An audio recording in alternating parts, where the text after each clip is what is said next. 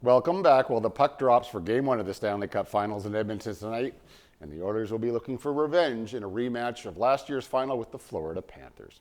Here's Naramissa with how the players, the fans, and the city are preparing. This is a different story, different teams, different group. I'm just excited to have another kick at the can here. Oilers players and fans hope it's a fairy tale ending for this year's Stanley Cup Final. The Edmonton Oilers and the Florida Panthers are once again facing off for hockey's holy grail. This group obviously has played in one of those games, came out on the wrong side, but just having gone through that, I think we're better for it. The Panthers beat the Oilers in 7 games last year, a tough pill to swallow. I thought I put it away quick, but definitely internally there was something buried. That's kind of the easy way to do it. Instead of thinking about it and trying to process it, I kind of stuffed it down a bit. The Oilers are carrying an entire city on its back as they make another run.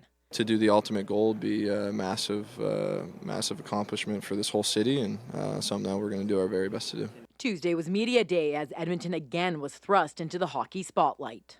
I just landed, 12 hours ago, and ready to give it another go. It's not just international media in town. The superfan from Illinois is back in Edmonton to watch the Oilers for a third time. It just gets better every time. I don't know how to explain it. Even though it's so far away from home for me, it just feels like I'm coming back home. We first met Brandon Krause and his wife Schuyler last season. They left with permanent memories of Edmonton, including Oilers tattoos. This time, Krause is leaving with a different kind of souvenir. That's why I checked 2 bags, so I could bring stuff like this back. Krause will also be bringing home a Stanley Cup replica. He's hoping the Oilers do the same, but with the real deal. The Oilers captain agrees. We're looking to finish the job. As Florida looks to repeat, Edmonton is looking for revenge. Naramissa, CTV News, Edmonton. Well, BC's own Christine Sinclair will be inducted into Canada's Sports Hall of Fame this year. The former soccer star will be joined by curler Kevin Martin and alpine skier Eric Gay, among others.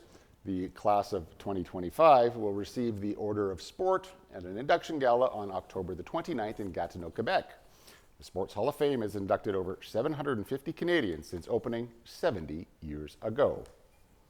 Well, finally, it was a decades-long quest that ended up sparking joy for a whole community. Adam finds out the love story behind a pair of dinosaurs residing along a Victoria driveway on tonight's Sawatsky Sign-Off. Dan Taylor was visiting the U.S. a couple decades ago when he first spotted a dinosaur outside a gas station. And then I realized it was a whole chain of gas stations. And it just kind of blew me away. Dino gasoline. Since its commercials were black and white, Sinclair Gas's mascot has been a colorful dinosaur. I thought, it's kind of cool. Maybe everyone should kind of have a dinosaur at some point. But first, Dan had to meet Alex Whitman. And after he said hi to her at a cousin's wedding, neither wanted to say goodbye. Talked the whole night and just had a fun conversation. Although she lived in the U.S., he started handwriting her letters, which led to cross-border visits, and then Dan proposed.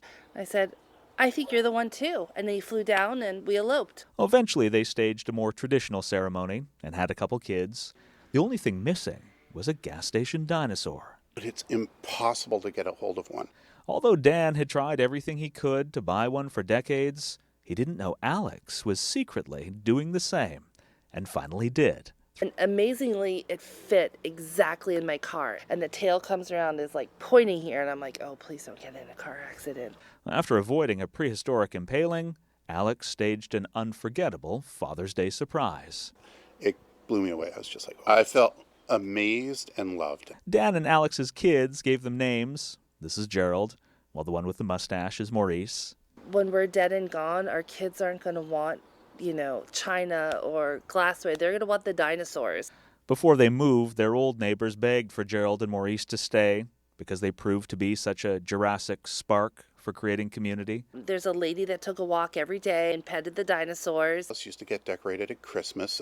Easter bunny ears. People with their kids would come by and sit on the dinosaur. After they recently arrived in Canada, Dan surprised his colleagues by bringing Gerald to work, and now hope their new neighbors also find these driveway denizens dynamite. I think it's important to get joy out of where you find it and whatever it is. And if it is a big blue dinosaur, impart joy onto others by doing that for other folks. Adam Sawatsky, CTV News, Victoria. All right, that's our newscast for tonight. Thanks so much for watching. We'll see you back here tomorrow at 6. Good night.